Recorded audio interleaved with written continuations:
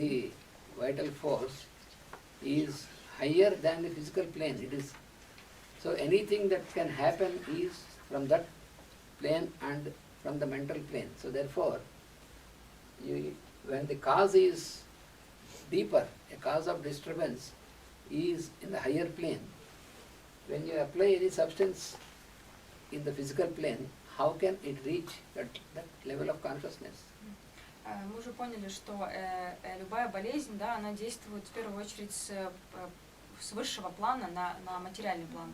Поэтому если мы применяем лекарство к материальному плану и к телу, то никакого влияния не будет лекарства, потому что оно просто не достанет до этого высшего плана.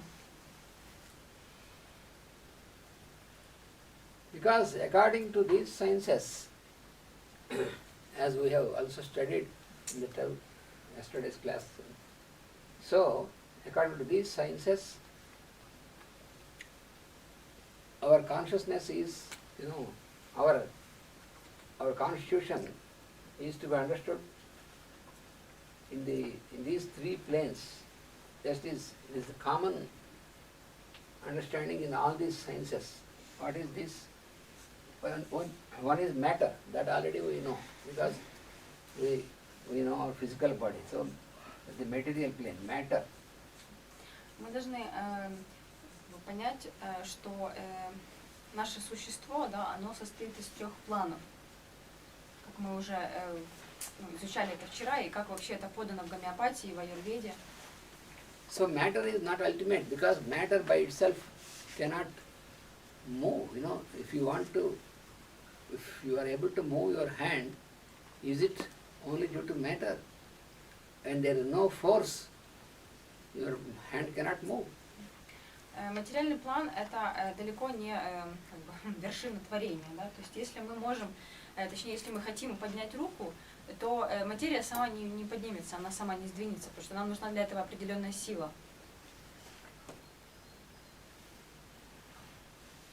If you only take the material aspect, then only it contains only the bones and these physical tissues and all these things, but it stays as it is unless there is energy to move this. Если мы берем физический аспект тела, да, то рука, по сути, это просто кости, да, и ткани, наши мягкие ткани. Но если мы хотим ее как-то подвинуть или подвигать, то сама по себе она ничего не сделает. So therefore, there is what is called force, which is energy, that is required to move the matter. Поэтому у нас, как бы, в нашем теле существует определенная сила, да, которая может привести в действие наши органы. So there is no need to specially prove this fact. И не нужно каких-то особых исследований, чтобы доказать этот факт. Because when a person is paralyzed, so when the hand is paralyzed, why he is not able to move? Because the energy is not working in that part of the body for that person. That is why he is not able to move. Когда у человека, к примеру, случается паралич руки, да, какой-то части тела, то как бы не надо долго доказывать, что в этой руке просто нет энергии. Туда просто не поступает энергия, поэтому рука не движется. And this force needs another higher factor which can direct the force. Но даже сила, она нуждается в каком-то определенном высшем факторе, который будет ее направлять. So it is not just enough if you have the matter and the force, but there should be another higher factor which can direct. What is that higher factor? Suppose I move my hand from here to here. How I am able to move? This hand is physical, but the force is there. But the force is directed by mind. When I want to move, I will move. So I want to move or not, it belongs to mind. It is not even energy. So the energy is directed by the mind, then only you can move. Мгм. This is why it's very logical, directly you can understand. Я вспомнила поговорку «сила есть, ума не надо». Когда можно, we have a saying that which actually opens up this explanation. Well, it is said about people who can sometimes do some strange things. People said that they have force, but they don't have direction. They don't have mind. So it's kind of that. В общем, было сказано, что любая сила и материя, она нуждается в определенном направлении, и это направление задает ум. So matter, force and consciousness. Сознание. So mind works on that conscious level. Когда ум работает на сознательном уровне. So this is the plane of matter, the physical plane, and this is the plane of energy and plane of consciousness. То есть три уровня. Уровень материи, уровень силы и уровень сознания.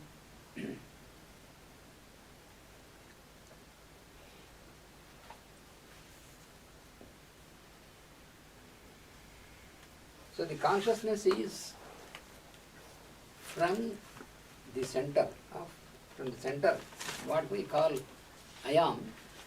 From there it works. Its consciousness is manifested as I am in us.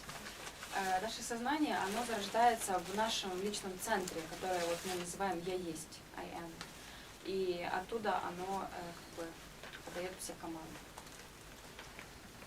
So that is responsible, and from that level it is gradually it induces, because there is the will higher to mind, and this will make the mind, and then the mind directs the force, and then this moves the matter. That is how everything goes on. То есть весь процесс происходит поэтапно, и он как бы нисходящий. Сначала зарождается воля, какой-то посыл, он идет в сознание, в ум, потом он направляет силу, и сила уже что-то, какое-то действие совершает через тело. So you can say that somebody is healthy when this process is going on without interruption. И мы можем сказать, что тот человек здоров, чьи процессы проистекают в этом направлении без каких-либо препятствий.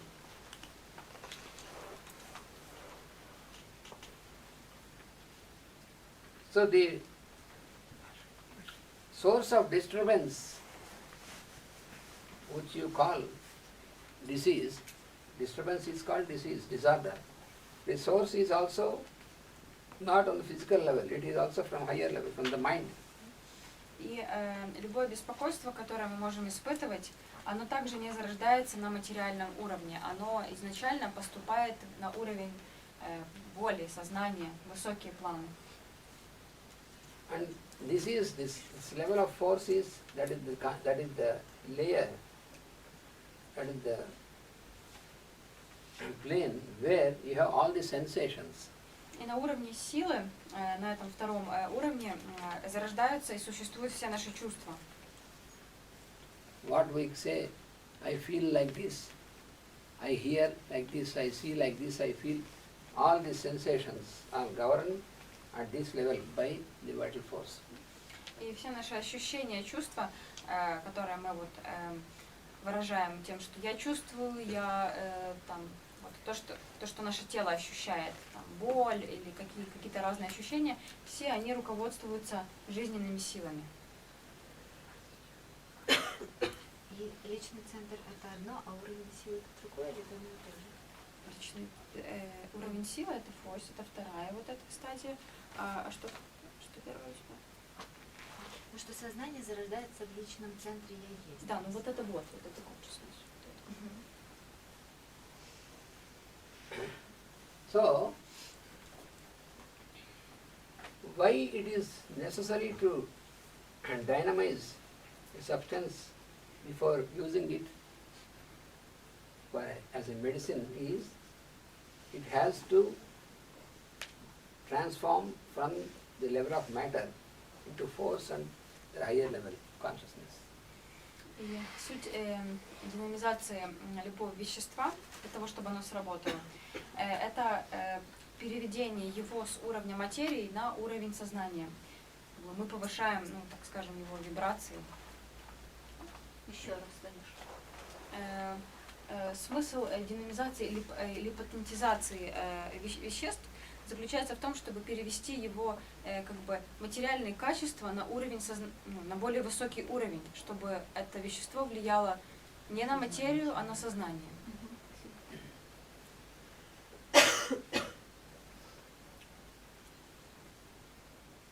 Since we have already known to some extent that since a disorder is, when there is a disorder in the functioning of vital force, then that is manifested ultimately on the level of body or matter, material level. И в том случае, когда на уровне витальных сил возникает какой-то беспорядок, какой-то сбой, только тогда этот сбой начинает проявляться на материальном плане. So now yesterday we have also studied that the disturbance, disorder can be due to certain natural factors and how the vital force reacts to that we have studied yesterday, where it produces symptoms. Вчера мы изучили, что вот этот сбой в движении жизненных сил, он возникает благодаря каким-то естественным болезням, природным болезням. And through these symptoms that we are able to know that there is some disorder in the higher level, and at that stage when the disorder starts at the level of vital force or the level of mind, then yet it may not be identified at the level of body because it is not yet manifested. No, the disorder starts at a higher level and gradually it descends, its manifestation is made on the matter in the form of deformity and disturbance. So before this, that is the reason that in the normal medical science, when they make all the investigation and when they don't find any deviation than the standard, on the standard values, then they say there is no disease and there is no disease in the person. But already the person is having some problems in sensations, problems at a level of mind like depression and all these things. And then even this is not considered. Only always normal medical science, what is considered is on a material level. Only analysis of the chemicals of the tissues, and only that is why here in the understanding of homeopathic science, we take from the indications, from the symptoms, and from that we try to find out what is the type of disturbance. Even long before, they already affect the matter. Современная медицина, она рассматривает только тело, она рассматривает анализы, то, как вот она работает с телом. Но чувства и ощущения, они, симптомы определенных болезней, они возникают на уровне силы, на вот этой второй вот ступеньке. И даже если у человека есть определенная там, депрессия или какое-то расстройство, что-то он не так, он как-то плохо себя чувствует, но это еще не проявляется полностью на материальном плане, то что? Сейчас. Repeat. So if we have symptoms on the force level, when symptoms are produced by the vital force, so from these indications, then we are able to know about the disorder even before it is manifested here. Да, если у нас есть эти симптомы еще не на уровне тела, а только на уровне вот, ощущений, ну, как бы, уровне витальных сил, то мы по симптомам можем разобраться, ну, с помощью гомеопатии и какая болезнь находится вот в этом Зарождение нужно. на высших планах. Да, нужно зародилось. Да, да.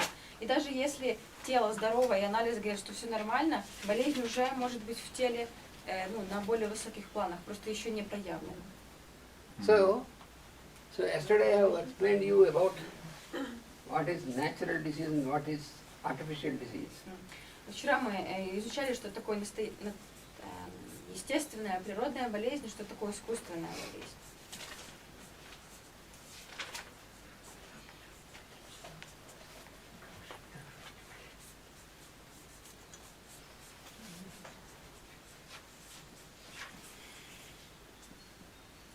So when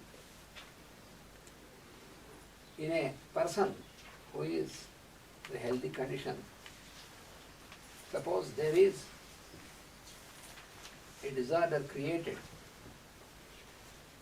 by the factors, higher factors, then this disorder on the higher level has disturbed the functioning of vital force. Если у здорового человека появляется определенное беспокойство на высших планах, то постепенно оно спускается на уровень витальных сил. And then the vital force starts its secondary action, as I explained yesterday. И потом жизненная сила человека начинает давать вторичную реакцию, как вчера было рассказано. And with the secondary action, you have the appearance or manifestation of the symptoms. И вторичная реакция, она проявляется в определенных симптомах в теле. So these symptoms are manifested in various forms from the sensations and also from when they affect the mind. So you find mind also symptoms you find from mental level. Эти симптомы, они могут быть как на уровне чувств, так и на уровне ментальном. То есть это может быть, ну, там, например, депрессия, что-то в таком плане. So from these symptoms, you have observed, you made a totality of this, a total picture of these symptoms. That is the first thing what a homeopathic doctor has to do is, he has to obtain all the indications, all the symptoms, and he has to make a totality of these symptoms.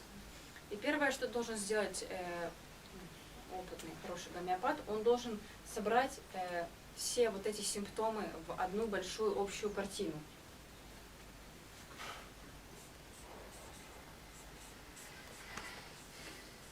So this totality of symptoms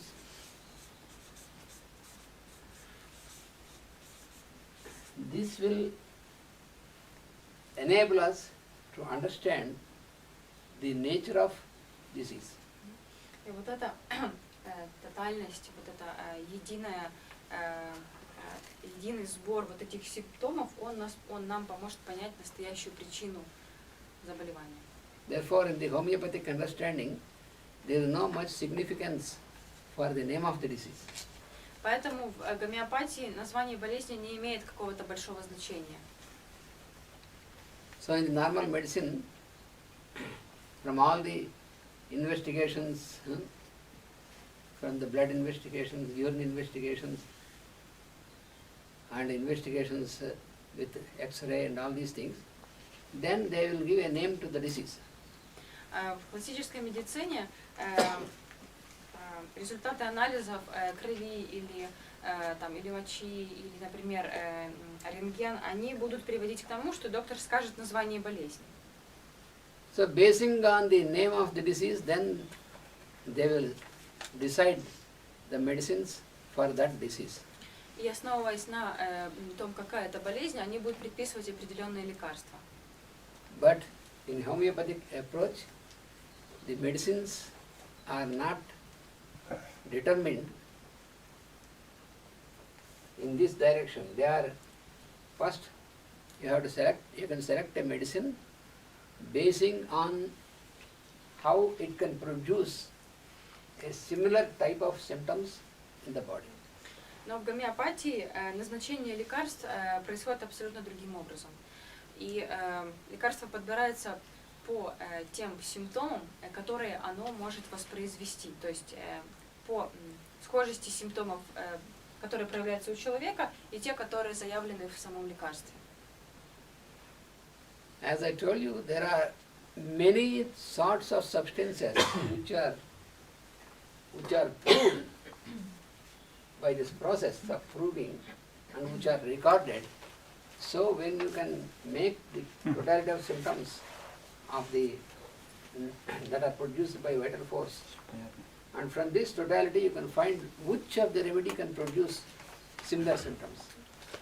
Множество веществ были исследованы и были описаны с точки зрения их влияния на организм, поэтому реально найти такое вещество, такое лекарство, которое совпадает по своему влиянию с самой болезнью. And in making the totality of symptoms also you can know that in which plane there is the manifestation of the disease. И благодаря этой тотальности и собранным вот этим симптомам можно сказать, на каком плане болезнь на данный момент существует. So according to the principle which we have studied yesterday, that means what is that law which we have studied is, I have to remember always, when two diseases having similarity, then they enter into a constitution, the one which is stronger will eliminate which is less stronger. This is the principle.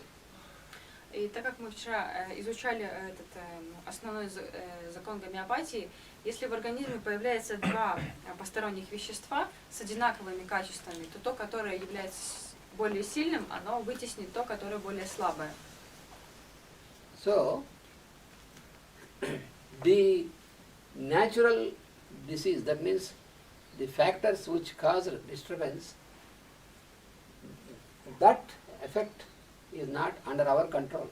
That is expressed in the form of the secondary action of the vital force, but the intensity and all these things of the natural disease, they are not our control. We cannot fix them or control them.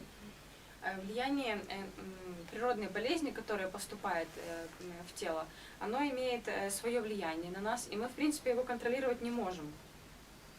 But the artificial disease, because it is produced by introducing a substance into the body, this artificial disease we can produce with the required intensity. We can produce also where, on which level we have to produce this, we can know. And then we can use this potency. Depending upon this, we can fix the potency and use the medicine so that it will produce the secondary action similar to that in the vital force. Как уже было сказано, мы не можем повлиять на интенсивность болезни первичной, природной, но в наших силах подобрать такое вещество, которое будет иметь схожие симптомы в своем действии. И в зависимости от того, на котором уровне находится болезнь, мы с помощью потенциации можем, так скажем, сделать это вещество сильнее, чем сама болезнь. Since we have studied the totality of the symptoms in the patient, we can know that how is the intensity of the disturbance in that patient originally. Собрав всю вот эту общность симптомов, мы можем понять, насколько интенсивна болезнь в теле человека. That means if the disturbance is only on vital plane or the disturbance is on the mental plane. Если, например, вот это беспорядок возник на уровне ума или он на уровне витальных сил. And then when we select a remedy which can produce similar symptoms, then we will administer this remedy in such a potency which can produce artificial disease with more intensity than the original disease. И тогда, как бы, понимая, на каком уровне находится болезнь, мы можем создать такую потенцию, которая будет влиять на болезнь с более высокого уровня. Как понять именно этот уровень правильно? Is there any method for how to understand at which level the Yes, yes, yes. We are going to study all this. There is very precise method. Мы в ходе изучения придем к этому, это очень такой точный метод. And then, when we have administered in this manner, with higher intensity, then according to this law, because we have administered with similarity, that will enable the vital force to eliminate the effect of the natural disease. Если мы как бы, с помощью вот этих расследований симптомов все сделали правильно и создали лекарства на более высоком уровне, тогда мы можем эту болезнь из организма вытеснить. So when you make such type of application, that means by applying similars, then it will be easy for the vital force to act strongly against the factors which are disturbing. So that is the reason for which you have to use its similarity. Если лекарство применяется согласно закону подобия, то нашим витальным силам будет намного проще справиться с болезнью, потому что лекарство будет работать согласованно с нашими витальными силами. Because both these efforts, because already the vital force is making an effort, that is why it has produced secondary action against the vital disease. До сих пор, когда вот поступила болезнь в тело, витальные силы боролись с ней и тратили силы на то, чтобы создать определенные симптомы. And when you have produced artificial disease, then in this also it is the same direction the vital force should work. Но с тех пор, как мы вводим в организм вот эту искусственную болезнь, да, с помощью лекарства, тогда они начинают как бы подпитывать витальные силы и действовать в одном направлении с ними. By this, there will have no extra burden or extra, and the vital force is not overburdened by this. With the same effect, it can work in the same direction. И с этого момента как бы исчезают какие-либо преграды на пути у витальных сил, и они начинают работать эффективно в своем правильном направлении. If you apply medicines which are not having similarity, then what happens? These medicines produce an artificial disease which is with different type of effect on the vital force. Если, например, мы употребляем лекарство, какое-то обычное, да, оно имеет абсолютно другое направление, не такое, как имеет жизненная сила. И поэтому витальная сила, ей приходится еще больше работать. So the vital force has to work in one direction with the natural disease and in another direction with the artificial disease. И таким образом получается, что витальные силы, они одну часть энергии тратят на то, чтобы бороться с настоящей болезнью, а вторую часть для того, чтобы бороться с таблетками. Then what happens is within a short time the vital force gets weakened. Тогда что происходит через какое-то время? Жизненные силы начинают ослабевать. Then both the diseases will stay in the constitution. И тогда получается, что обе болезни остаются в теле. And the vital force has to continue its very difficult effort against both these diseases. And if you put another medicine, that is what we do in normal medicine, you put many varieties of medicines, and each medicine will, because there is no similarity, it produces its own artificial disease. So the vital force, the power is distributed, is shattered, decentralized. That is why patient is incurable. That is the reason. И этот процесс может быть бесконечным, потому что мы вводим одно лекарство, оно еще больше разбалансирует тело, потом еще одно, и таким образом пациент становится неизлечимым, потому что это бесконечный процесс, постоянно расшатывает его силы организма. Миша, а уточни, а вот травы, Они тоже так воздействуют? What about herbs? Any substances, you have to, this is the basis. Any substance, herbs, any